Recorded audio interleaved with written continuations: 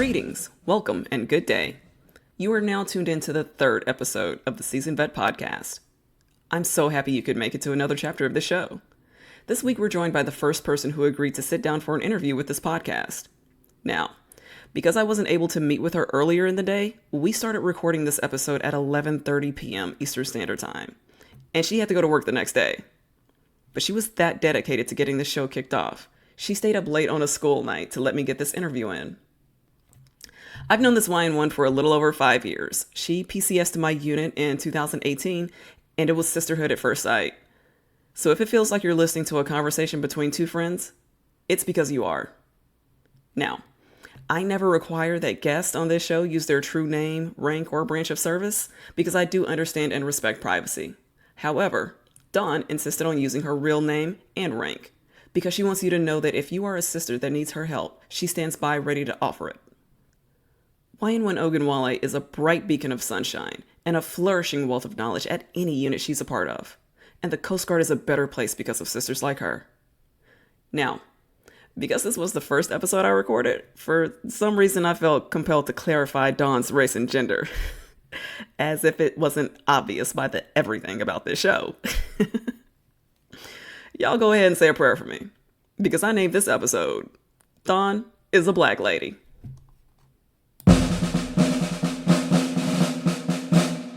Hey friend. Hello. How's it going? It's going. I'm so glad that you're here and you're doing this. You look great and it's good to see you. I think it's been close to 2-3 years now. It hasn't been that long, has it? 2020 is the last time we. Oh, fair enough. So. And it is now 2023. It is. Oh yeah, happy Jordan year. Happy Jordan year. Thank you so much. We can get into it. I know it's a very late hour and you got things to do tomorrow morning. So, would you like to give a name or? Yes. So, I am Dawn Ogunwale. I am a first-class petty officer in the U.S. Coast Guard. Come on, better say that shit like you mean it. All right, Dawn. Well, my first question was, what's your connection to the service? But you did just give us your name, your rank, and which branch of service you've been in. Just as a background, were you raised around any military people at all? So my parents were not military, but I had uncles and cousins and a brother that were in the military. So I have a little bit of military background, but not a whole lot. What got me interested in the military itself was going through the ROTC program at my high school. I made it to pretty much the highest ranking person you could be in the JROTC. So I was like, okay, well, maybe I could do something similar in the military. Right on. Not quite the same. I will say that. What, you mean JROTC is not the same as the actual Coast Guard? It is not the same at all. You enjoyed your time in the Coast Guard more than JROTC, though, right? I'm kidding. No, did you? So far, how do you feel about your time in uniform? So my time in uniform has been interesting. There have been some good times. There have been some pretty rough times. There have been some really bad times. But all in all, would I have done things differently? Would I have not joined the military? I probably still would have joined the military. I just wish that I would have known a lot more before I joined. What specifically do you wish you had known before you had joined? So I wish I had more time to kind of figure out what it is that I wanted to do with my career. Not saying that I settled for this particular rate, but there were other rates that I've learned more about that I probably would have gone instead. This isn't the most interesting rate, is right? No. But do I mind doing the job? No, I actually like doing the job some days. Some days. Yeah. It's a necessary job. People depend on you. The Coast Guard cannot run without you and people like you. Since being in, has there been like a tough situation where another Black lady helped you out? Yes. So I've actually had quite a few mentors. Oh, and I'm sorry. I should tell everybody. Dawn is Black. Donna's a black lady. Yes, I am. The last I checked. She is an American-born black lady. Yes. Okay, So I have quite a few mentors that are African American, and I rely on them a lot to kind of guide me through some of the rough situations that I've been in. I don't know if a lot of people that are listening know this, but the Coast Guard for a while was very male dominated. Just like any other branch of service, it was male dominated. There were a lot of issues that we were facing as women it's changed now. They're still working towards more changes for women. But when I first joined, there were a lot of units that I could not go to because I was a woman, because they had no birthing for me or the specific job. There were no women doing the job. So it was kind of a interesting situation to be in where I simply could not go to that position. I could not go to that unit because I'm a woman. In case in point, cutters. There were a lot of cutters that only had room for male birthing unless you were a certain rank. Wow. So, and mind you, you are a millennial. You are a young woman, and even in your time being in the military, there was no room for you. Right. So, like, at certain units, I would say. I've been in about 17 years, so a lot of changes have been made. As of right now, I'm currently on a cutter. So it's totally different for me now than it was when I joined. So times have gotten, dare I say, better? For the most part, there are some changes that could still be made. But for the most part, a lot of the challenges that I was facing are not a challenge anymore. Would you say a lot of those, or any of those challenges, would you say any of those challenges that you faced earlier in your career, were they institutional? Or were they because of your low rank? Because at one point you were an E3. At some point in your career you were an E4. So the challenges that existed, that you faced, were they institutional or were they structural in regards to your rank? I think it was a little bit of both. Okay. Only because when I joined in 2005, so like I was talking about with the different type of units that I wouldn't have been able to go to, it was a little bit of, hey, this is how things are right now. We don't have female birthing. And it was also part of the fact, like I was a non-rate, and I was also an E4 at the time when I was trying to get those units, and they did not have the birthing available. But there were chiefs that were female that were able to get on those cutters because they were chiefs, and they had birthing available for those chiefs.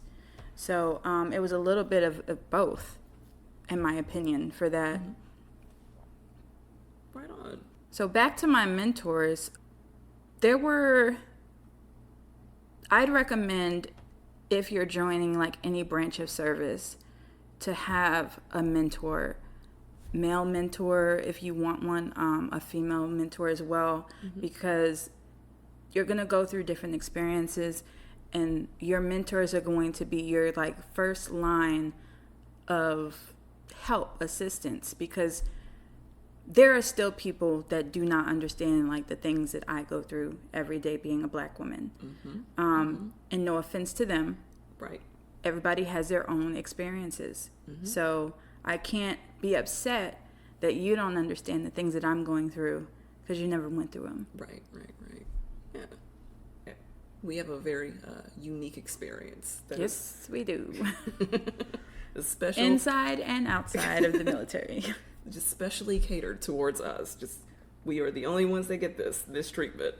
I get it. And you're right, it does help to have a mentor that looks like you. Tell me, if you can, tell me a war story. And by war story, I just mean a story where you were tested, but you came out on top. Okay. And I know as a first class petty officer, you had to have had at least one win. Oh yeah. So I've had quite a few wins in my career, but one that kind of stands out to me the most is having to deal with a supervisor who is not on your side. And what I mean by not on my side was more so like everything that I did was wrong in their opinion. Like every single thing. There was no getting around how they felt about me, and I just kind of had to deal, right? Mm-hmm. As they were leaving, they told my new supervisor, they shared information on how they felt about me to my new supervisor, and that new supervisor didn't give me an opportunity to prove myself any different than what they were saying. So I had to deal with the same thing for a little while. I didn't break down or anything like that. I just kept my head up. I kept going, and I did my fucking job. You know what I'm saying? So there was no way to deny that, like, I'm not who they say I am. There was no way for that person to be like, oh yeah, she's a shitbag or anything like that. Yeah. Right on. So I've had to fight to basically prove myself worthy of whatever I was proving myself for. You know what I'm saying? Yeah. So in my opinion, that was a win for me because I didn't even know this person, and they had this perception of me because of a previous supervisor who did not like me. I literally had to just put my head up, keep going, do the same level of work that I've been doing, you know, and just prove myself to this new person. That is a win. At the time, self-perseverance is a win. Yeah. I'm going to give you a little bit more detail about the situation. I was stationed in South Carolina, and What was your rank then? I was a YN2 at the time. Okay. I literally just made YN2. Okay. At the time, I was coming from a place where I was out of rate as a yeoman. Basically, what out of rate means is that you're not doing the typical yeoman job, right? Mm-hmm. So I did not have experience as a yeoman. And although I had been a YN2 I had been in the Coast Guard at that time for like 8 years or so. Was it 8 years? No, it was 5 years. And I just made YN2. They're expecting you to know certain things. So hold on, as a new E5, you had never worked in your job, what you went to A school for. Correct. You were set up for failure, it sounds like, because when you leave A school, you're supposed to go into your job, whatever your A school was for, whatever you just got through training for, so that you don't lose that knowledge that you just got. But what you're saying is you were set up for failure from the start. I spent 4 years out of rate doing a job that's not a yeoman job. And these are four crucial years. These are your first 4 years out of A school, right? Correct. And I won't say I didn't know my job. I didn't know the things that I should have known as a YN2. I'll say that because I knew my job. I knew what it entailed. There were some things that I just simply did not know because I wasn't doing those things. Right. For example, in the SPO, you're in charge of records. You're in charge of filing and kind of handling certain transactions in direct access. I had I've never done that before at that time. So I had no clue what it is that I was doing. And my very first day there, I spoke to the chief, who was the supervisor of the office at the time, and I let her know that, hey, I'm a fast learner. I just need some grace because I've not been in this particular job before.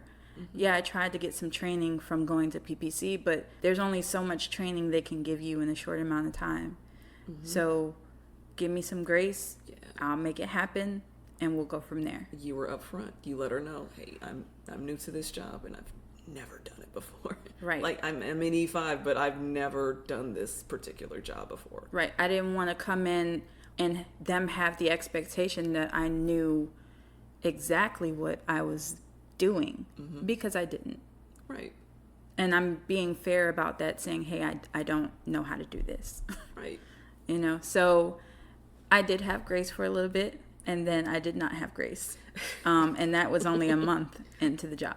Oh, boy. So and this is from there, like a 3 or 4 year billet? Yes, it is. Lord. So from there, it just became, after a while, it just kind of became a hostile work environment because I was expected to know some things that I simply did not know. And yes, I am a fast learner, but I'm not that fast. I have to do some things over and over again to get them. Our rate is ever changing. Yes. So yes, it's one of those things where you have to stay on top of policy. You have to know the different changes that are going on and things like that. Eventually, I did get pulled out of that office and put into a different office. And even that situation was odd because I came in one day and they were like, oh, you're not working in there anymore. You're working here. Wow. And that was like, there was no heads up or anything. I trained with an amazing civilian who was doing household goods at the time. And I took her place because she was retiring. So I learned how to do household goods for the entire AOR in a very short period of time. So I kind of mastered that and made it happen. For our listeners, household goods is a very important part of a yeoman experience. It's a very important part of admin and getting your goods moved from one place to the next. Anytime you move from one billet to the next, you're going to go through household goods. If you're moving from one city to the next, you're going to go to household goods. And that's regardless of your branch, your rank, your service. Like, if you're moving, you have to go through them. So she mastered household goods after having been shaded for not being an up-to-par E5. Right. And so I was in household goods working. I did not work for this chief anymore because we had a very hard time working with each other. This chief, did she look like you? She did. She did? She absolutely did. I love nuance. Please continue. Yeah, so I wasn't even working in the office with her. And she was kind of still in a supervisor role for me. Like, she was in my, chain, sort of, even though I had a different chain because of our conflicts. And her replacement is who she was like, yeah, don't, look out for her and this, that, and the other. She's not a good worker, that sort of thing. So I had this new chief come in and just treat me really badly for a little while until she actually saw that, the things that were said about me were not true. She even came to me and she said that she apologized for how she treated me. Good. Because I do very good work and I work hard. Dawn, that's also a win. Not only did you master your trade, you also made this woman come around. Right. I mean, honestly, I don't feel like I have a choice in the matter. I'm not going to allow somebody to control how I feel every day coming into work. You're not going to make my days bad. You're not going to create an environment for me where I don't want to come to work. Because if I don't want to come to work, then I don't want to produce. And I always want to produce. I always want to do the best job that I fucking can. Period. Dawn was a top performer at her last unit. Actually, her last couple of units. She's got a couple of coins and awards to show for it. And the people on her boat cannot stop talking about how great she is. I'm almost sick of hearing about it.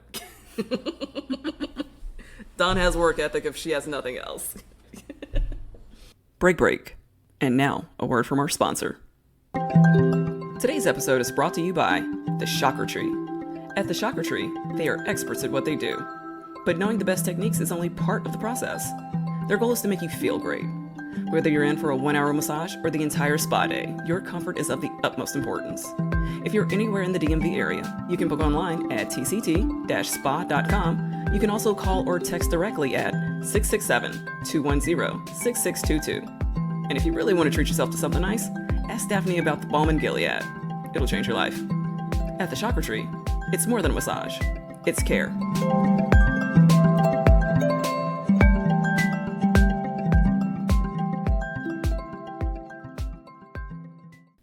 Break. And now back to the podcast. The new chief. All right, so the old chief did look like you. Mm-hmm. The new chief did not. The new chief gave you a chance. Afterwards. Yes. Finally came around, and this was a person that did not resemble you. Ooh, I love nuance, though.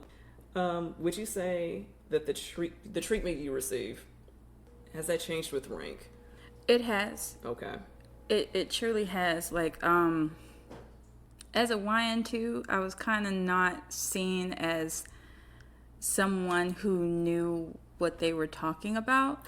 I was always hearing that, okay, so let me give you an example. Mm-hmm.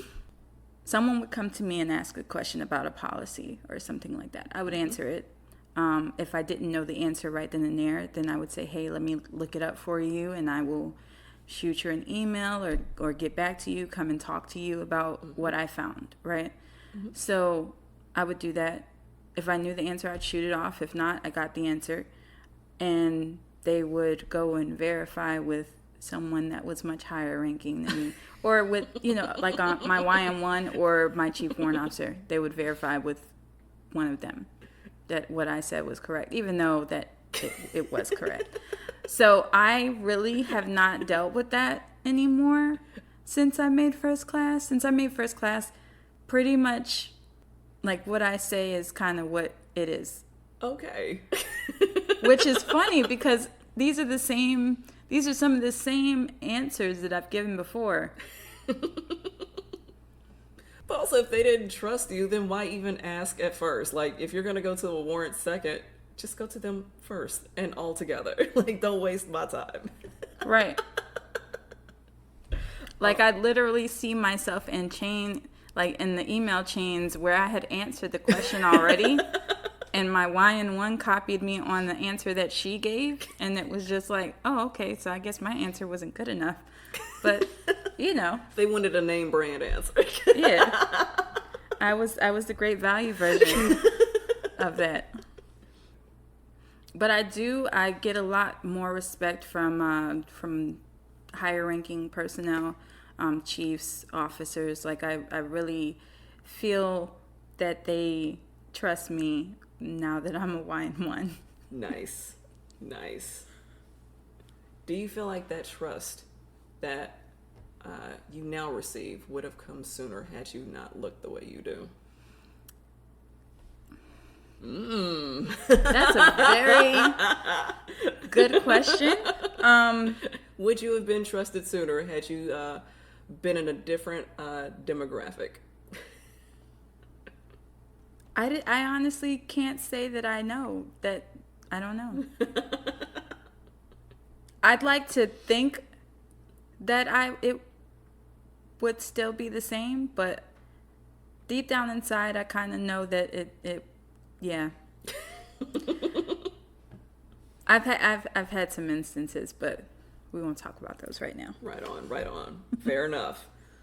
Let's say you had a daughter or any young, impressionable black girl in your life that you cared about, and she was considering a life in the military.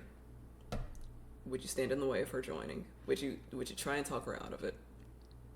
I wouldn't try to talk her out of it, because I couldn't have, like, I was not, my parents tried to talk me out of joining the military, and I was kind of hard-headed, I guess you would say. I went in anyway. I was going to do what I wanted to do. So I envisioned my child doing the same exact thing, because why not? So I'm not going to talk them out of it. What I would do is prepare them for what they are going to face, some of the things that they may face, some of the decisions that I wish I would have made differently. I would talk to them about that and just, prepare them for life in the military, because it's not a piece of cake. It's not easy. It's not J-Rotzy. So it's totally different from what I thought it would be. What did you think it would be?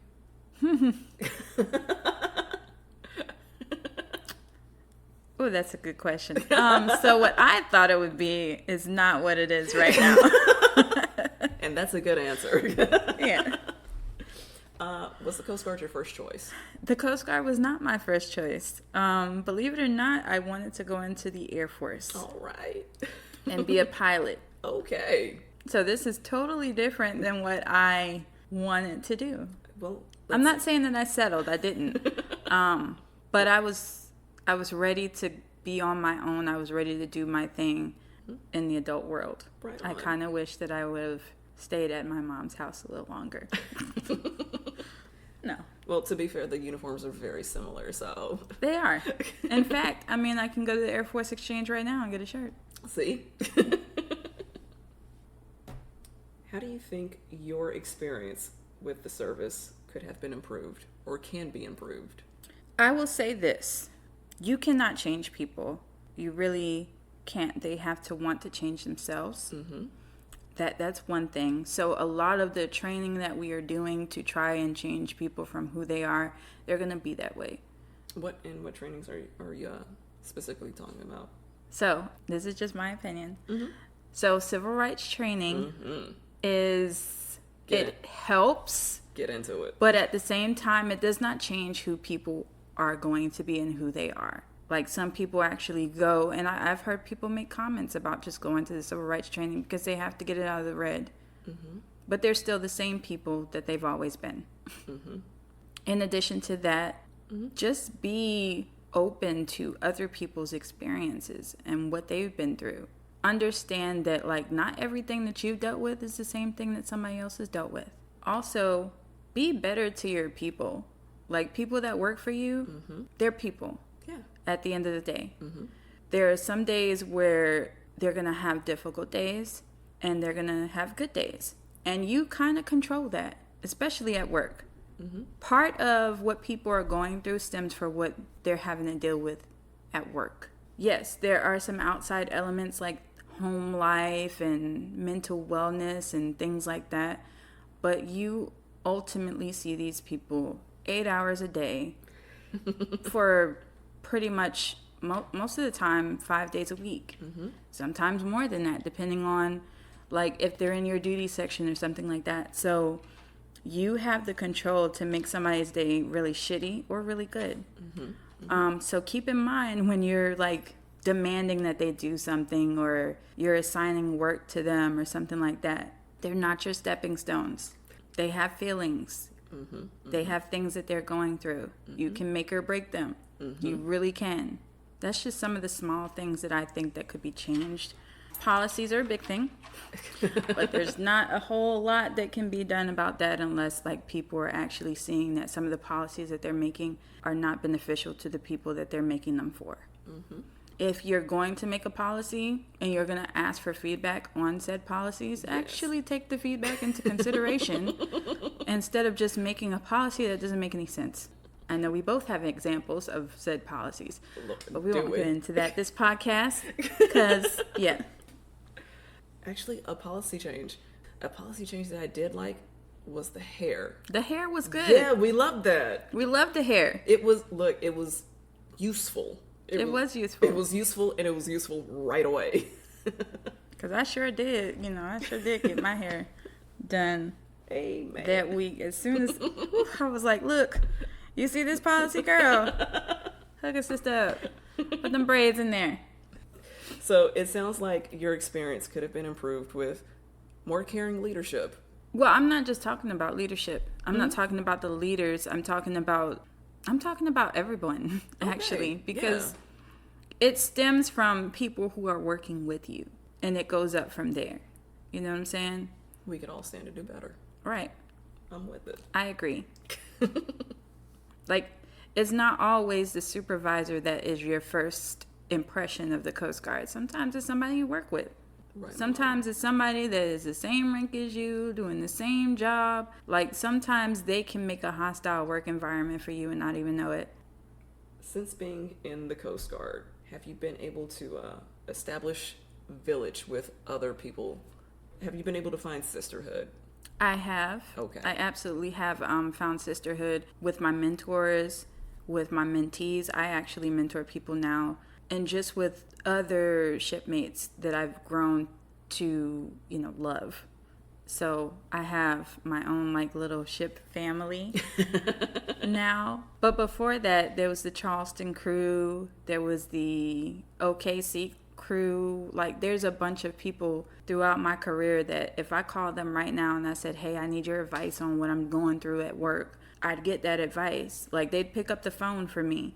So yes, I've been able to build a small community of people who I can rely on and I can speak to about things that I'm going through.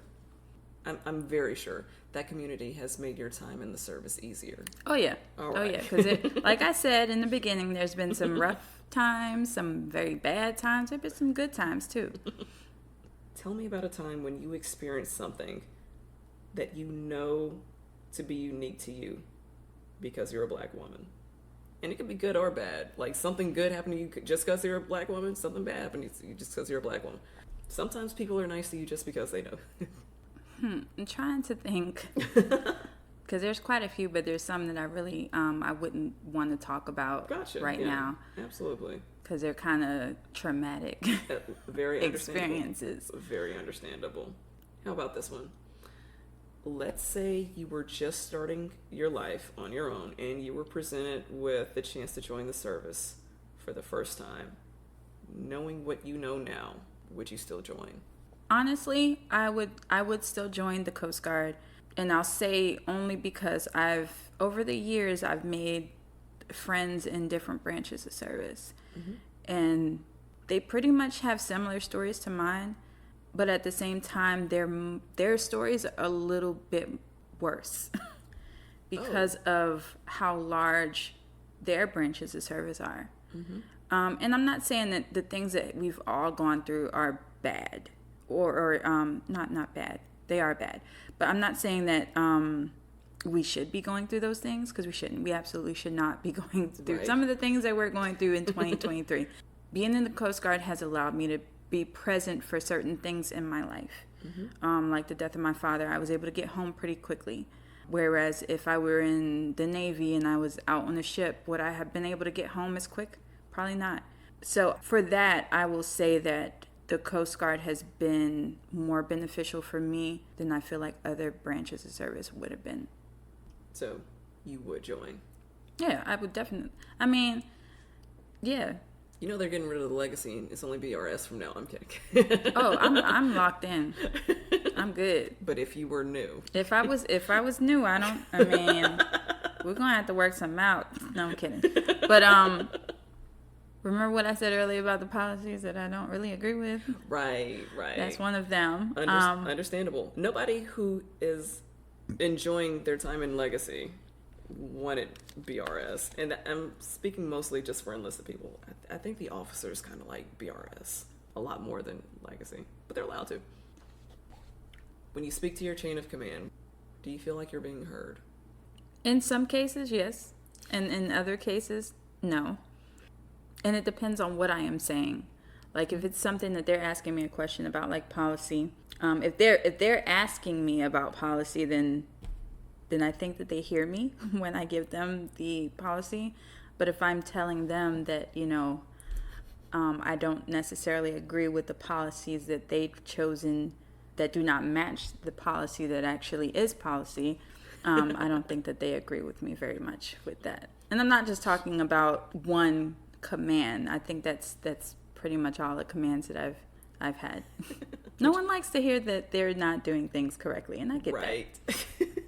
Would you say that you're listened to more now than you were younger in your career? Oh yes, absolutely. They're like, "Oh, YN1 knows everything," and I'm like, "That's not exactly accurate, but I will find you an answer for sure.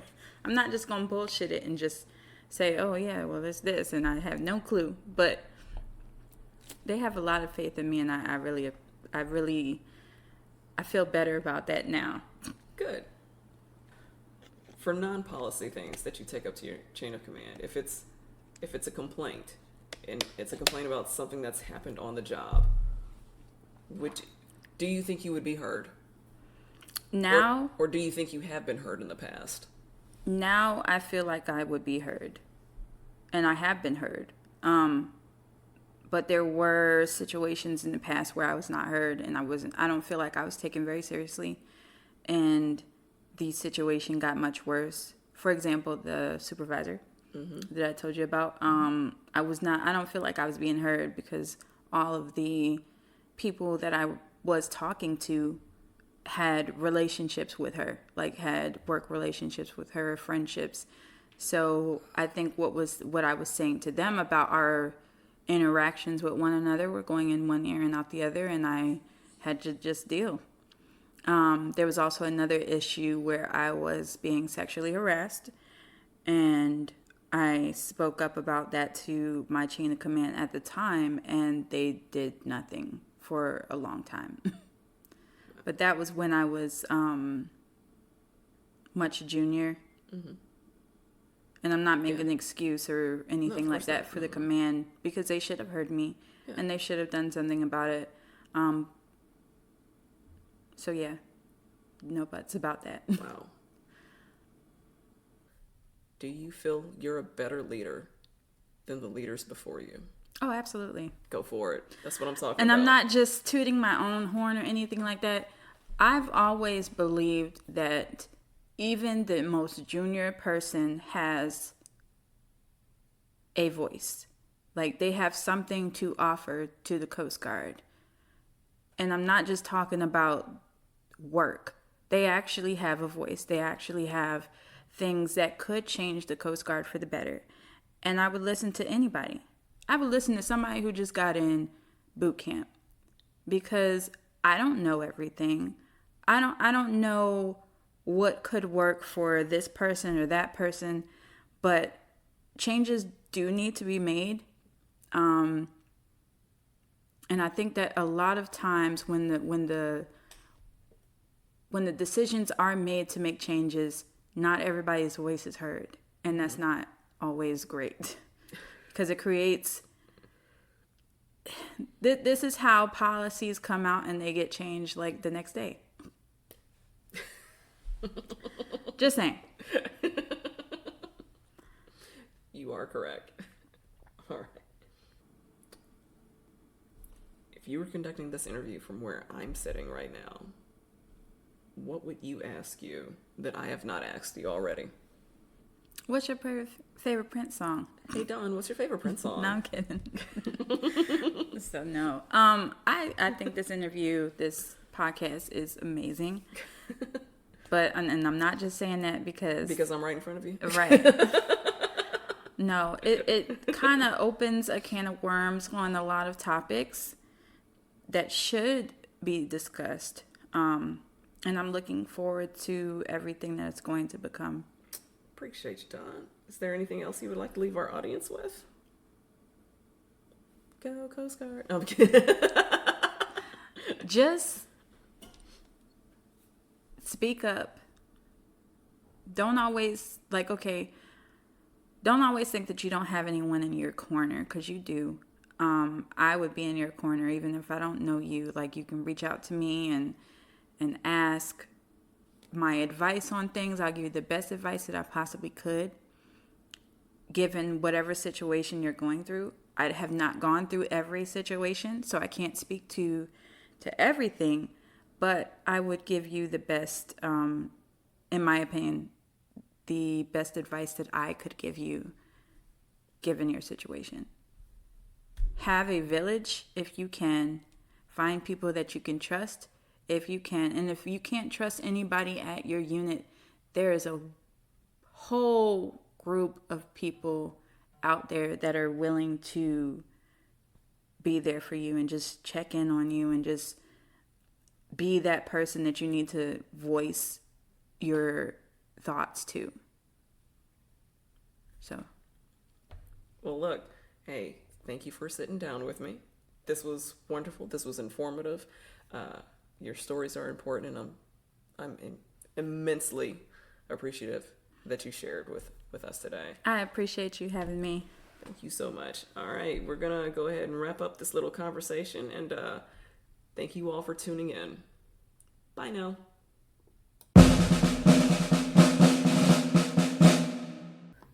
And that concludes another episode of the Seasoned Vet Podcast. Thank you so much for tuning into the show, and a special thank you to Wine1 Ogunwale for making this interview possible. Now, if you are or know a Black lady veteran who would like to sit down with me and be a part of this show, please email me at theseasonedvetpodcast@gmail.com, or you can call or text message me at 713-254-0970. You can also find, follow, and inbox me, The Seasoned Vet, across all platforms of social media. At Real Seasoned Vet on Twitter, at Seasoned Vet Podcast on Instagram, at Seasoned Vet Podcast on TikTok, at Seasoned Vet on YouTube, Seasoned Vet on Facebook. Y'all, I'm so out there, I'm even on Spoutable. That's at the Seasoned Vet on Spoutable. But if you or anybody you know has a spill coat they can spare, go ahead and inbox me. I'm trying to see something. Now, if you like what you heard, please like it, share it, rate it, and leave a good review on whatever platform you're listening to this on.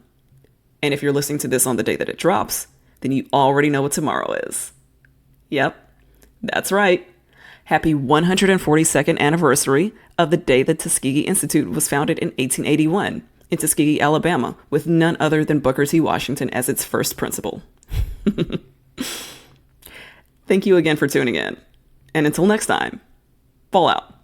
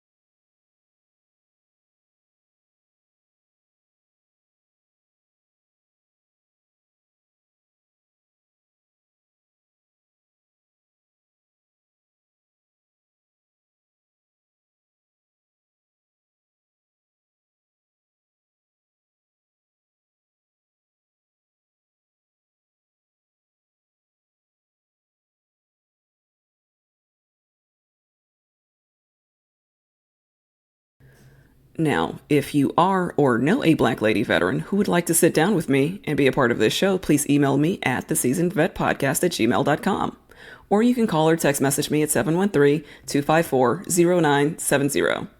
You can also find, follow, and inbox me, The Seasoned Vet, across all platforms of social media. At Real Seasoned Vet on Twitter, at Seasoned Vet Podcast on Instagram, at Seasoned Vet Podcast on TikTok, at Seasoned Vet on YouTube, Seasoned Vet on Facebook. Y'all, I'm so out there, I'm even on Spoutable. That's at Seasoned Vet on Spoutable.